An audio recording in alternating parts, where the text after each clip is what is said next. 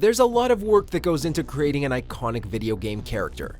Welcome to MojoPlays, and today we're exploring video game characters who changed the most during their development. Before we begin, we publish new content all week long, so be sure to subscribe and ring the bell to get notified about our latest videos. Lara Croft, Tomb Raider. Welcome to my home. I'll take you on a guided tour. She may be the gun-toting, treasure-seeking, lost civilization-defending heroine we all know and love, but Lara Croft went through many changes beforehand.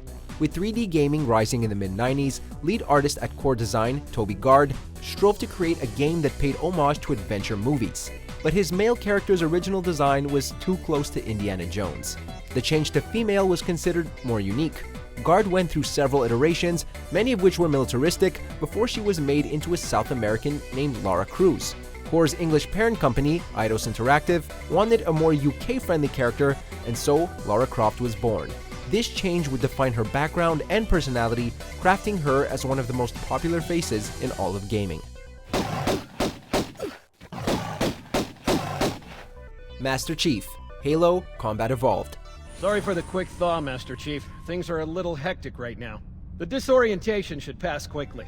Halo was an absolutely groundbreaking achievement for first-person shooters, but not only could we have played a completely different game, we also could have been playing as a fairly different hero. Before Microsoft purchased Bungie, Halo was being developed as a real-time strategy game. It's an idea Microsoft would revisit later down the line, but it's hard to imagine it being as innovative as what we were given. Early concept art for Master Chief shows him looking closer to an 80s cartoon character from shows like G.I. Joe. The edges were rounder, he was slimmer, and he didn't look nearly as intimidating. This may have fit fine with the original game style, but for a story focused on a single character, he definitely needed a redesign.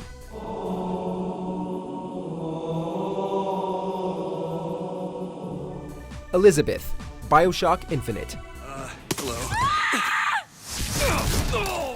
The original two BioShock entries capitalized on the feeling of loneliness. But for Infinite, developer Irrational Games decided to give us a companion in the form of the charming and energetic Elizabeth.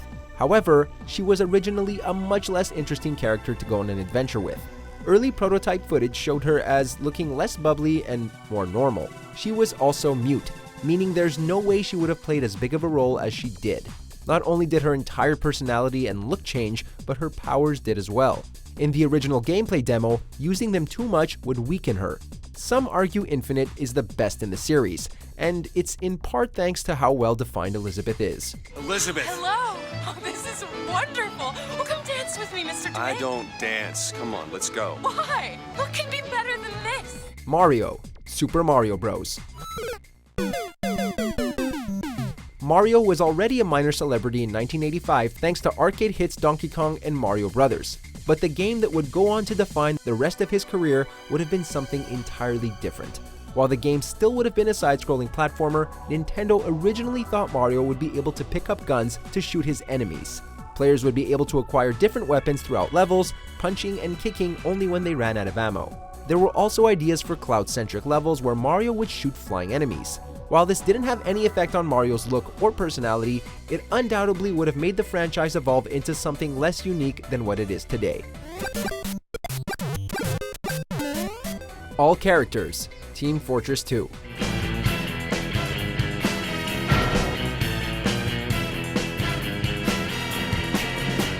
In the mid-00s, graphics for games were becoming more realistic. No truer was this than in the FPS genre. But for this team-based classic, Valve chose a different route. Although, not at first.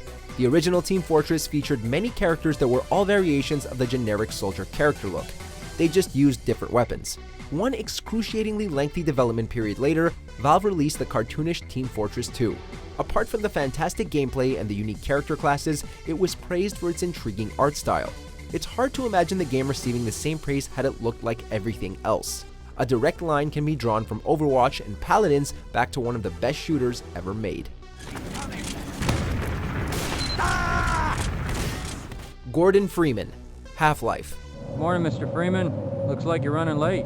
Valve has given gamers a lot of classics over the years. Half-Life 2 is generally thought of as one of the definitive must-play FPS titles. The mute, stoic Dr. Freeman became an icon of the genre when the first game was released in 1998. but the character model of Gordon Freeman, for a long time, was occupied by Ivan the Space Biker. Yes, that's what they called him due to his wild beard. He looks much angrier and disheveled compared to Freeman. This version of the protagonist was kept all the way through playtesting. Though we can't say for certain why Freeman was changed in the end, there's no doubt that his final model fits much better with this role. Hey, Mr. Freeman. I had a bunch of messages for you, but we had a system crash about 20 minutes ago, and I'm still trying to find my files. Little Sister, BioShock. This 2007 sci-fi FPS features many genuinely spooky elements, from the claustrophobia of being trapped under sea to the unnerving demonic-looking little sisters. But it's these eerie children that are one of the most defining aspects of the game, and one that could have been entirely different.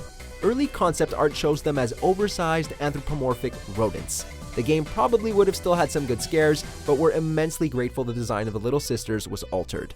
It's the pairing of something innocent with something evil that is so genuinely unsettling. And it's why every horror movie with a creepy kid in it does well. If these ridiculous original designs had been kept, BioShock may not be considered the modern classic it is today.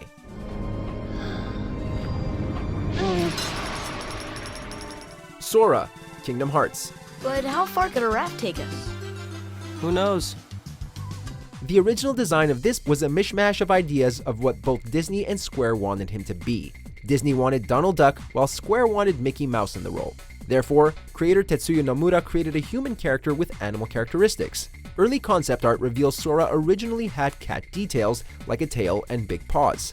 Nomura also gave Sora elements of Mickey to appease Square, like white gloves and red shorts. Sora's original weapon, a chainsaw blade, had to be changed because Disney thought it was too violent, and thus, the iconic Keyblade was forged. The animal characteristics were eventually removed out of similarity to Final Fantasy IX hero Zidane Tribal. You understand so little. Oh yeah? Well, you'll see. Conker, Conker's Bad Fur Day. Oh, hello. Can you help me? Ugh. One of the most famous redesigns in the history of video games is the once adorable squirrel, Conker.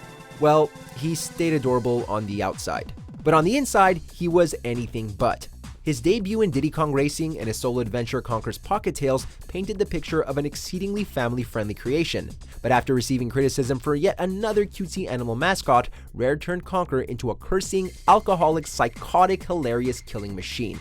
And it's this decision that has given Conker cult status and fame that has lasted almost 20 years after the game's release. He may look like a Saturday morning cartoon, but there's no way parents would ever want kids playing this game. Oh, another wise guy. Come on, then. Check out these other great clips from MojoPlays, and be sure to subscribe and ring the bell to get notified about our latest videos.